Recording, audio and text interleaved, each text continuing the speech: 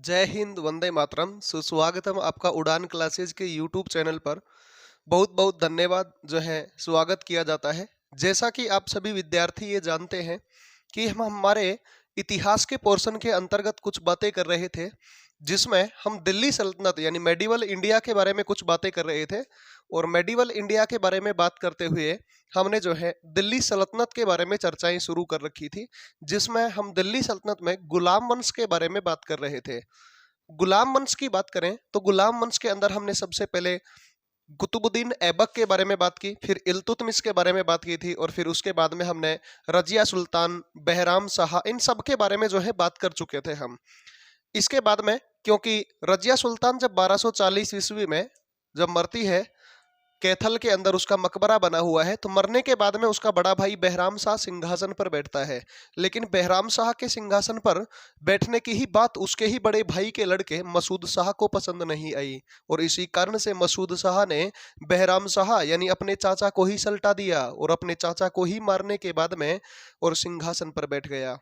जैसे ही सिंहासन पर मसूद शाह बैठा, तो कुछ दिनों बाद यही बात उसके छोटे चाचा को पसंद नहीं आई, जिसका नाम था नसीरुद्दीन महमूद, और उसी नसीरुद्दीन महमूद नाम के ही उसके चाचा ने उसे सल्टा दिया। जैसे ही नसीरुद्दीन महमूद ने मसूद शाह को सल्टाया, तो वह सिंहासन पर बैठ गया, और उसके खुद के सिंहासन पर बैठने के कारण उसी एकमात्र ऐसा जो है राजा हुआ है इतिहास में जो कि टोपी सील कर अपना जीवन यापन करता था, नसीरुद्दीन महमूद, जो कि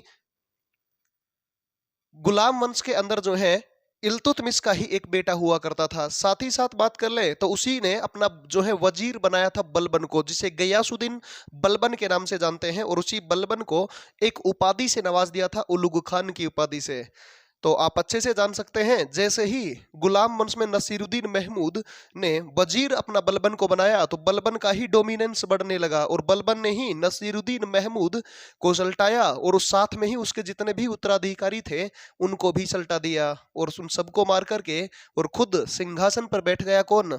गयासुद्दीन बलबन। और गयासुद्दीन बलबन ने कब से कब तक शासन किया? तो 1265 से 1287 ईस्वी तक गुलाम वंश में गियासुद्दीन बलबन ने शासन किया। ऐसा कहते हैं इतिहासकार कि बलबन जो है इसको एक उपाधि दी गई थी, और इसकी एक उपाधि के बारे में बात कर लें तो इसकी उपाधि जो कि नसीरुद्दीन महमूद ने इसे दी थी, उसका नाम था उलुग खान। इसे ही कहा जाता है उलुग खान, और उलुग खान का मतलब होता है विश्व का खान। उलग खान का ही मतलब क्या होता है? विश्व का खान होता है। जैसा कि आप अच्छे से ये जानते हैं कि गियासुद्दीन बलबन उलग खान या विश्व के खान के नाम से जाने जाने लगा, लेकिन जैसे ही सिंहासन पर बैठा, तो सिंहासन पर बैठते ही भाई साहब इसने सबसे खतरनाक ही काम कौन सा कर दिया? सबसे पहले इसने दल चालीसा को समाप्त किया।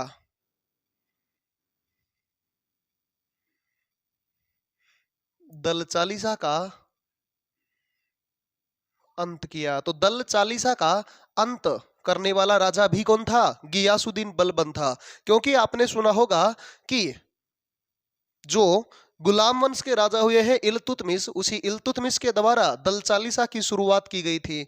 और दल चालीसा की शुरुआत इल्तुतमिश ने की थी, जिसे तुर्कान ए चहलगानी संस्था के नाम से भी जानते हैं। इसमें 40 खास गुलाम हुआ करते थे, और उसी दल चालीसा का कभी मेंबर हुआ करता था गयासुद्दीन बलबन। क्योंकि गयासुद्दीन बलबन ये बहुत अच्छे तरीके से जानता था कि कोई आदमी अगर दल चालीसा की मदद से गुलाम वंश के किसी राजा को मार सकता है, तो ऐसा काम कोई मेरे साथ भी कर सकता है। इसीलिए क्यों ना सबसे पहले दल चालीसा को ही समाप्त किया जाए, और सबसे पहले दल चालीसा का ही अंत किया जाए, क्योंकि हमारे शासन में अड़चन पैदा ही ना हो। इसी कारण से इसने दल चालीसा को समाप्त कर दिया। और जैसे ही इसने दल चालीसा का अंत किया, तो दिल्ली की जनता में आक्रोश पैदा हो गया, और दिल्ली की जनता ने ही इसके विरोध में आकर के नारेबाजियां शुरू कर दिया, इसके विरोध में धरना प्रदर्शन शुरू कर दिया। इसी कारण से गयासुद्दीन बलबन ने एक आदेश अपने सैनिकों को दिया, और अपने सैनिकों को ही ये कहकर और कहा कि या तो दिल्ली की जनता एक बारी में आपकी बात मान लेती है, अगर नहीं मानती है तो उसका सर धड़ से अलग कर दिया जाए, जिसे ही बलबन की कहा जाता है लौह एवं रक्त की नीति।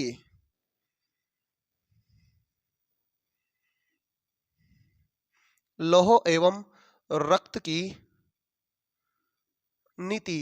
तो लौह एवं रक्त की नीति की शुरुआत किसके द्वारा की गई थी? तो लौह एवं रक्त की नीति की शुरुआत करने वाला भी व्यक्ति कौन था? गियासुद्दीन बलबन। लौह का मतलब होता था लोहे की तलवार, और रक्त का मतलब जिसका सर धड़ से अलग किया जाएगा तो रक्त यानी कि खून बहेगा। सीधी सी बात यही है कि जो भी अगर दिल्ली की जनता एक बारी में नहीं मानती है तो उसका सर धड़ से अलग कर दिया जाए, इसे ही क्या कहते हैं? लौह एवं रक्त की नीति कहा जाता है। साथ ही साथ इसने ही चलाया सिजदा एवं पाइबोस। सिजदा एवं पाइबोस प्रथा की शुरुआत भी किसने की थी? तो गियासुद्दीन बलबन के द्वारा की गई थी। सिजदा का मतलब क्या होता है? सुल्तान के सामने घुटनों के बल जाकर झुकना। और पाइबोस का मतलब क्या होता है? सुल्तान के सामने सुल्तान के जो पैर हैं उन पैरों को ही चूमना। यानी कि सिजदा का मतलब सुल्तान के सामने जाकर के उसके घुटनों के बल झुककर और उसको प्रणाम करना, और साथ ही साथ घुटनों के बल बैठकर उसके पैरों को चूमना ही क्या कहलाता है? सिजदा एवं पाइबोस की प्रथा कहलाता है। तो इस प्रथा की शुरुआत करने वाला व्यक्ति भी कौन था? गियासुद्दीन बलबन हुआ करता था। बलबन के ही बारे में और बात कर लें तो बलबन ने ही मेवात में वनों की कटाई करवाई थी। मेवात में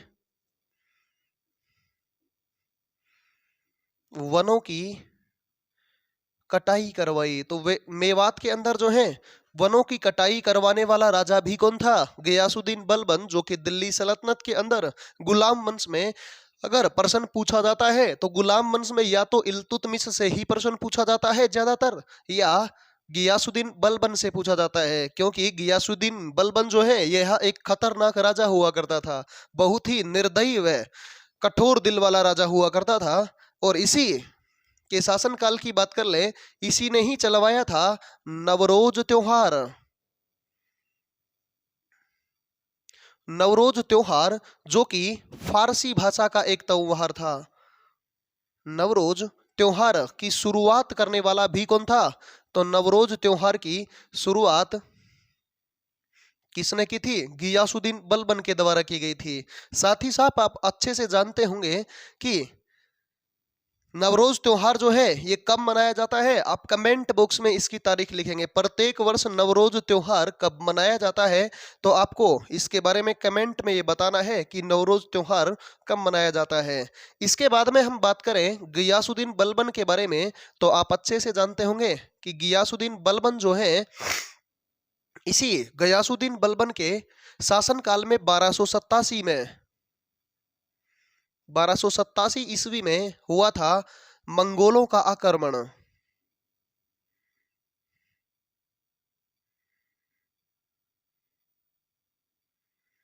और इसी मंगोलों के आक्रमण की बात कर लें तो इस मंगोलों के आक्रमण में इसका एक पुत्र, इसका एक बेटा हुआ करता था, जो कि इसके द्वारा भेजा गया था मंगोलों के आक्रमण को नियंत्रित करने के लिए। और उस बेटे का नाम था शहजादा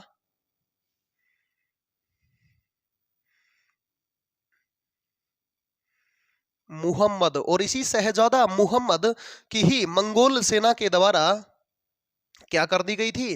हत्या कर दी गई। और जैसे ही इस मंगोल आक्रमण के अंदर गयासुद्दीन बलबन का बेटा मुहम्मद शाह मारा गया, तो मुहम्मद शाह के ही मरते ही पुत्र वियोग के कारण अपने ही बेटे के सदमे को नहीं झेल पाया कौन? गियासुद्दीन बलबन। और बेटे के ही कारण रोते हुए, बिलखते हुए, या आप देसी भाषा में, शुद्ध हिंदी में, गांवों की भाषा में कहे, पोपाट करते हुए मारा गया था कौन? गियासुद्दीन बलबन।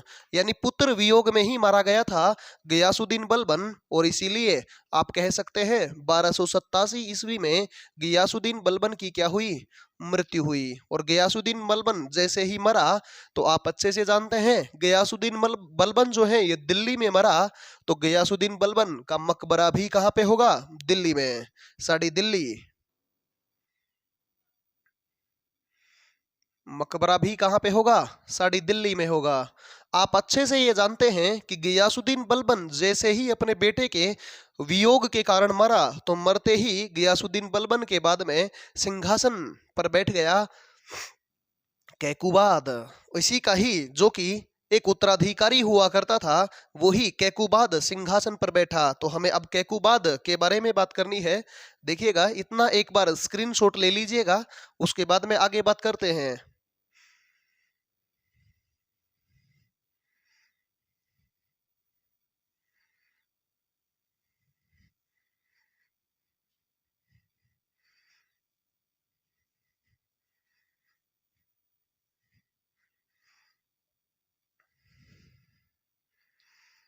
तो अगला राजा कौन बना? अगला राजा बना कैकुबाद। और कैकुबाद ने शासन किया 1287 से 1290। और इसी ने ऐसा कहते हैं कि गयासुद्दीन बलबन के मरने के बाद में एक अयोग्य, एक डरपोक, नालायक सिंहासन पर बैठा, जो कि इसका पोता हुआ करता था। बलबन का ही पोता था कैकुबाद, जो कि सिंहासन पर बैठा, जो कि एक डरपोक, एक कायर राजा हुआ करता था। इसीलिए इसके कायरता का ही फायदा उठाया और इसे सिंहासन से हटाकर और अगला राजा बना, जिस राजा का नाम था कैमूरस। और कैमूर्स ने शासन किया 1290। कुछ ही दिन तक कैमूर्स 1290 में शासन कर पाया कि कैमूर्स के ऊपर पंजाब में ही गुलाम वंश का ही एक इख्तेदार हुआ करता था, जो कि पंजाब में रहा करता था, और उसी इख्तेदार का नाम हुआ करता था मलिक फिरोज।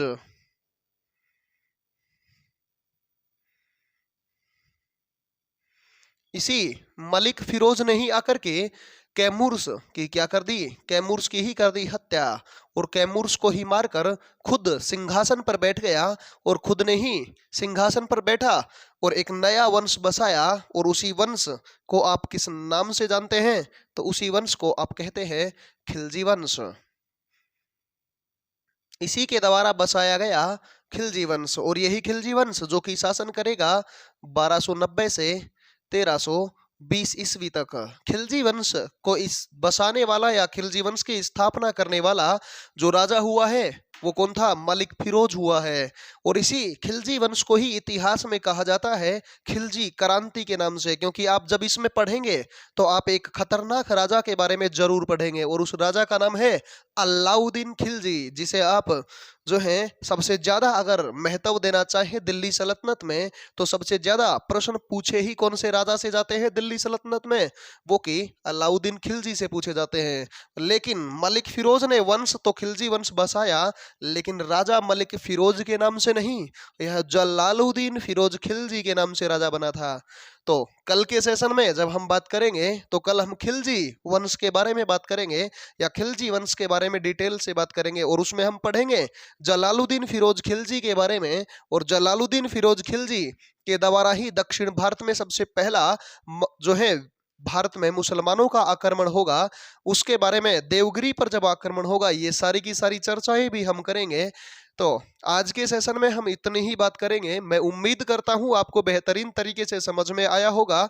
उड़ान क्लासेज के इस यूट्यूब चैनल को आप जितना प्यार व सपोर्ट कर रहे हैं, मैं उम्मीद करूंगा कि आपका प्यार, आपका सपोर्ट ऐसे ही बना रहे। आज के सेशन में इतना ही। धन्यवाद।